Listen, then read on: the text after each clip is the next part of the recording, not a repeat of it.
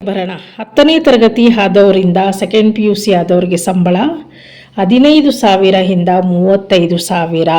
ಅಂದರೆ ಲೋಡರ್ ಇರ್ತಾರಲ್ಲ, ಲೋಡ್ ಎತ್ತಾಕೋರು ಏರ್ಪೋರ್ಟಲ್ಲಿ ಒಂದು ಪಾರ್ಸಲ್ ಲೋಡ್ಗಳು ಎತ್ತಾಕೋರು ಇರ್ತಾರೆ, ಅವ್ರಿಗೆ ಬಂದು 25,000 ಇರುತ್ತೆ, 15,000 ಇಂದ. ಸೊ ವಿಮಾನ ನಿಲ್ದಾಣದಲ್ಲಿ ಹೊಸಬರಿಗೂ ಅವಕಾಶ ಇದೆ. ಇದನ್ನು ದಯವಿಟ್ಟು ಎಲ್ಲರೂ ಬಳಸ್ಕೊಡಿ. ನಿಮ್ಮ ಫ್ರೆಂಡು ಫ್ಯಾಮಿಲಿ ಮೆಂಬರ್ಸು ಯಾರ್ಯಾರಿದ್ದಾರೋ ಅವ್ರಿಗೆ ಹೇಳಿ. ಇದು ಆನ್ಲೈನಲ್ಲಿ ಮಾತ್ರ ಅರ್ಜಿ ಹಾಕಬೇಕು, ಆಫ್ಲೈನಲ್ಲಿ ಇಲ್ಲ. ಇದು ಈ ಅರ್ಜಿ ಹಾಕೋ ಲಿಂಕ್ ನಾನು ಡಿಸ್ಕ್ರಿಪ್ಷನ್ ಬಾಕ್ಸಲ್ಲಿ ಕೊಟ್ಟಿರ್ತೀನಿ, ತಪ್ಪದೇ ಹೋಗಿ ಕ್ಲಿಕ್ ಮಾಡಿ. ಮತ್ತೊಮ್ಮೆ ನಿಮ್ಮ ಏನಾದರೂ ಡೌಟ್ಸ್ ಇದ್ದರೆ ಓದಿ, ಕರೆಕ್ಟಾಗಿ ಅಪ್ಲಿಕೇಶನ್ನ ಓದಿ, ಅದಕ್ಕೆ ಏನೇನು ಬೇಕು ದಾಖಲೆಗಳನ್ನೆಲ್ಲ ನೀವು ಕರೆಕ್ಟಾಗಿ ಕೊಡಿ. ಆಮೇಲೆ ಕರೆಕ್ಟಾಗಿ ಅಪ್ಲಿಕೇಶನ್ನ ಫಿಲ್ ಮಾಡಿ ನೀವು ಹಾಕಿದ್ರೆ ಈ ಕೆಲಸ ನಿಮಗೆ ಖಂಡಿತ ಸಿಗುತ್ತದೆ. ಈ ಮೇಲಿನ ಕೆಲಸ ಜೂನ್ 15ರವರೆಗೂ ಇರುತ್ತೆ. ಇವಾಗ ಏಪ್ರಿಲ್ 17ನೇ ತಾರೀಕು, ಇನ್ನು ನಿಮಗೆ ಮಾರ್ಚ್ ಮುಗ್ದೋಯ್ತು, ಮೇ ಇದೆ, ಆಮೇಲೆ ಜೂನ್ 15ನೇ ತಾರೀಕುವರೆಗೂ ಇದೆ. ಅಂದರೆ ಸುಮಾರು ನಿಮಗೆ 2 ತಿಂಗಳ ಕಾಲಾವಕಾಶ ಇದೆ. ಇವತ್ತು ಬರೀ 17ನೇ ತಾರೀಕು ಏಪ್ರಿಲ್ಲು. ಸೊ ಅಷ್ಟರಲ್ಲಿ ನೀವು ಅಲ್ಲಿ ತನಕ ಕಾಯದೆ ಈ ವಿಡಿಯೋ ನೋಡ್ತಿರೋರು ಪ್ರತಿಯೊಬ್ಬರು ಅರ್ಜಿ ಹಾಕಿ. ಸೆಕೆಂಡ್ PUC 10th ಆಗಿರೋರು ಅರ್ಜಿ ಹಾಕಿ. ಹುದ್ದೆಗಳ ಮೇಲೆ ಆಧಾರಿತವಾಗಿದೆ. ನಾನು ಫಸ್ಟೇ ಹೇಳ್ದಂಗೆ ಯಾವ್ಯಾವ ಕೆಲಸಕ್ಕೆ ಎಷ್ಟೆಷ್ಟು ಸಂಬಳ, 10ನೇ ತರಗತಿ ಆದವ್ರಿಗೆ ಏನು ಕೆಲಸ, ಎಷ್ಟು ಸಂಬಳ, ಸೆಕೆಂಡ್ PUC ಆದವ್ರಿಗೆ ಏನು ಸಂಬಳ ಅಂತೆಲ್ಲ ಇಲ್ಲಿ ನಿರ್ಧಾರ ಆಗುತ್ತೆ. ಆಮೇಲೆ ವಯಸ್ಸು ನೋಡಿ 18ರಿಂದ 30 ವರ್ಷದೊಳಗಿರಬೇಕು. ಲೋಡರ್ಗರಿಗೆ ಮಾತ್ರ ಇಲ್ಲಿ ಪುರುಷರು ಮತ್ತು ಮಹಿಳಾ ಅಭ್ಯರ್ಥಿಗಳಿಗೂ ಅವಕಾಶ ಇದೆ. ಇಲ್ಲಿ ಬರೀ ಪುರುಷರೇ ಇರಬೇಕು ಅಂತ ಏನಿಲ್ಲ, ಮಹಿಳೆಯರಿಗೂ ಕೂಡ ಈ ಒಂದು ಅಭ್ಯಾಸ ಇದೆ, 10th ಆಗಿರೋರು ಮತ್ತು PUC ಆಗಿರೋರಿಗೆ. ಮತ್ತು ಲೋಡರ್ ಹುದ್ದೆಗೆ ಮಾತ್ರ, ಅಂದರೆ ಲೋಡ್ ಎತ್ತಾಕ್ತಾರೆ, ಜಾಸ್ತಿ ವೆಯ್ಟ್ ಇರುತ್ತೆ, ದೊಡ್ಡ ಭಾರಗಳು ಇರುತ್ತಲ್ಲ, ಸೊ ಪಾರ್ಸಲ್ ಜಾಸ್ತಿ ಇರೋರು ಮಾತ್ರ, ಪುರುಷರು ಮಾತ್ರ, ಅವ್ರಿಗೆ ಲೇಡೀಸ್ಗೆ ಅವಕಾಶ ಇಲ್ಲ, ಓನ್ಲಿ ಜೆಂಟ್ಸ್ ಮಾತ್ರ. ಸೊ ಅವರು 20ರಿಂದ 40 ವರ್ಷ ಇರಬೇಕಷ್ಟೇ, ಅರ್ಥ ಆಯ್ತಾ? ಸೊ ಅವರ ವಯಸ್ಸು ಇದು. ಆನ್ಲೈನಲ್ಲಿ ಮಾತ್ರ ನಿಮಗೆ ಅರ್ಜಿ ಹಾಕಬೇಕು, ಅರ್ಥ ಆಯಿತಾ? ಆನ್ಲೈನಲ್ಲಿ ಮಾತ್ರ ಅರ್ಜಿ ಹಾಕಬೇಕು, ಆಫ್ಲೈನಲ್ಲಿ ಇಲ್ಲ. Airport jobs.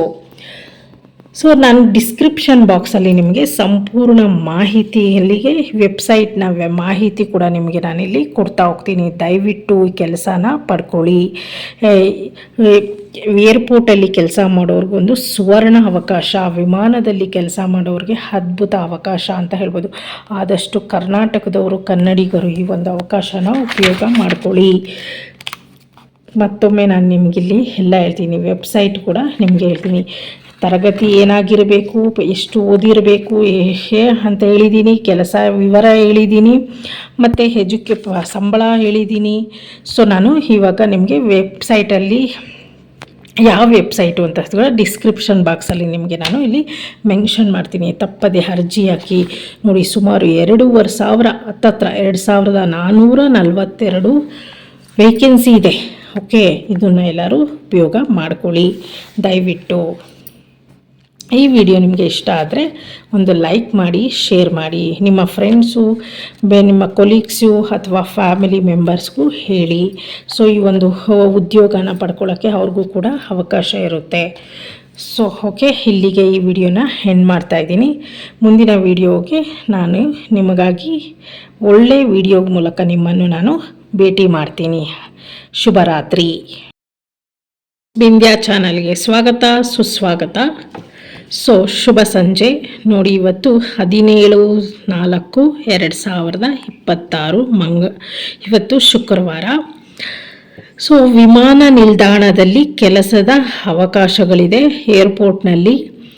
ಸೊ ಯಾರ್ಯಾರು ಅಪ್ಲೈ ಮಾಡಬೇಕು, ಹೇಗೆ ಅಪ್ಲೈ ಮಾಡಬೇಕು, ಯಾವ ರೀತಿ ಅಪ್ಲೈ ಮಾಡಬೇಕು, ಮತ್ತು ಎಷ್ಟು ಇದಕ್ಕೆ ಓದಿರಬೇಕು, ವಿದ್ಯಾರ್ಹತೆ ಏನಿರಬೇಕು, ಸಂಬಳ ಎಷ್ಟು, ವಯಸ್ಸು ಎಷ್ಟು, ಎಲ್ಲಿಂದ ಎಲ್ಲಿಯವರೆಗೆ ಇರಬೇಕು ಅಂತ ಇಲ್ಲಿ ನಾನು ಸಂಪೂರ್ಣ ಮಾಹಿತಿ ನಿಮಗೆ ಇಲ್ಲಿ ಕೊಡ್ತಾ ಇದ್ದೀನಿ. ಮತ್ತು ಇದರ 2 ಅಭ್ಯರ್ಥಿಗಳಿಗೆ ಇಲ್ಲಿ ಅವಕಾಶ ಇದೆ, ಮತ್ತು ಸಂಬಳ ಕೂಡ 2 ರೀತಿಯಲ್ಲಿ ಇದು ವೇತನ ಕೆಲಸಕ್ಕೆ ತಕ್ಕ ವೇತನ ಸಿಗಲಿದೆ. ಸೊ ಈ ಸಂಪೂರ್ಣ ಮಾಹಿತಿ ನಿಮಗೆ ತಿಳಿಯಬೇಕೆಂದರೆ ಮೊದಲು ವಿಂಧ್ಯ ಯೂಟ್ಯೂಬ್ ಚಾನಲ್ಗೆ ಸಬ್ಸ್ಕ್ರೈಬ್ ಮಾಡ್ಕೊಳ್ಳಿ. ವಿಂಧ್ಯ ಯೂಟ್ಯೂಬ್ ಚಾನಲ್ ಯಾರಾದರೂ ಹೊಸ್ದಾಗಿ ನೋಡ್ತಾ ಇದ್ರೆ ಪಕ್ಕದಲ್ಲಿರೋ ಬೆಲ್ ಐಕನ್ನ ಕ್ಲಿಕ್ ಮಾಡಿ. ನಾನು ಹೇಳುವ ಉದ್ಯೋಗಗಳು, ಕೆಲಸಗಳು ಅಥವಾ ಯಾವುದೇ ಒಂದು ವಿಡಿಯೋ ನಿಮಗೆ ಆದಷ್ಟು ಬೇಗ ಬಂದು ತಲುಪಬೇಕು ಅಂದರೆ ನೀವು ಪಕ್ಕದಲ್ಲಿರುವ ಲೈಕ್ ಕೊಡಬೇಕು, ಕಮೆಂಟ್ ತಿಳಿಸ್ಬೇಕು. ಸೊ ನಾನು ಹೇಳೋದು ನಿಮ್ಗೆ ಅರ್ಥ ಆಗ್ತಾ ಆಯ್ತಾ ಇಲ್ವಾ ಅಂತ ನನಗೆ ಕಮೆಂಟ್ ಮೂಲಕ ತಿಳಿಸಿದ್ರೆ ನನ್ನ ಒಂದು ತಪ್ಪುಗಳು ನಾನು ಸರಿ ಮಾಡ್ಕೊಳ್ಳೋಕ್ಕೆ ಅವಕಾಶ ನನಗೆ ಸಿಗುತ್ತದೆ. ಸೊ ಇನ್ಯಾಕೆ ತಡ, ಶುರು ಮಾಡೋಣ ಬನ್ನಿ.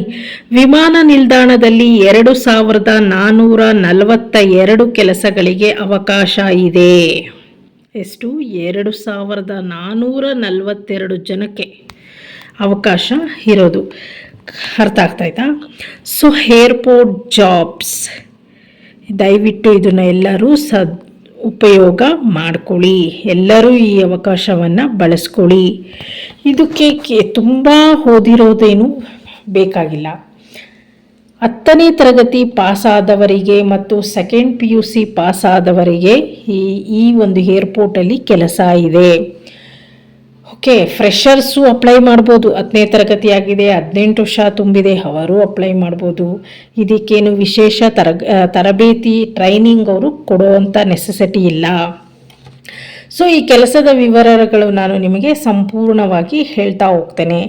10ನೇ ತರಗತಿ ಆದವರು ಗ್ರೌಂಡ್ ಸ್ಟಾಫ್, ಕಾರ್ಗೋ, PUC ಆದವರು ಎಕ್ಸಿಕ್ಯೂಟಿವ್, ಲೋಡರ್ ಕೆಲಸಗಳು, ಹೀಗೆ ಕೆಲಸಕ್ಕೆ ತಕ್ಕಂಗೆ ವಿದ್ಯಾರ್ಹತೆ ತಕ್ಕಂಗೆ ಅವರಿಗೆ ಕೆಲಸಗಳು ಅವರಿಗೆ ವಿಭಜನೆ ಆಗುತ್ತಿದೆ. PUC ಆದವರಿಗೆ ವಿಮಾನ ನಿಲ್ದಾಣದಲ್ಲಿ ಕೆಲಸ, 10th ಆದವರಿಗೆ ಗ್ರೌಂಡ್ ಸ್ಟಾಫ್ ಅಂದರೆ ಲೋಡರ್ ಇರ್ತಾರೆ, ಲೋಡ್ ಎತ್ತಾಕೋದು ವಿಮಾನ ನಿಲ್ದಾಣದಲ್ಲಿ ಅವರು ಕೆಲಸ. ಸಂಬಳ ಕೂಡ ಅಷ್ಟೇ, 10ನೇ ತರಗತಿಯವರಿಗೆ ಬೇರೆ, ಸೆಕೆಂಡ್ PUC ಆದವರಿಗೆ ಬೇರೆ ಇರುತ್ತೆ. ಸೊ ಇದಿಷ್ಟು ನೋಡಿ, 10ನೇ ತರಗತಿ ಆದವರಿಗೆ ಮತ್ತು PUC ಆದವರಿಗೆ ground staff, cargo, executive, loader ಕೆಲಸ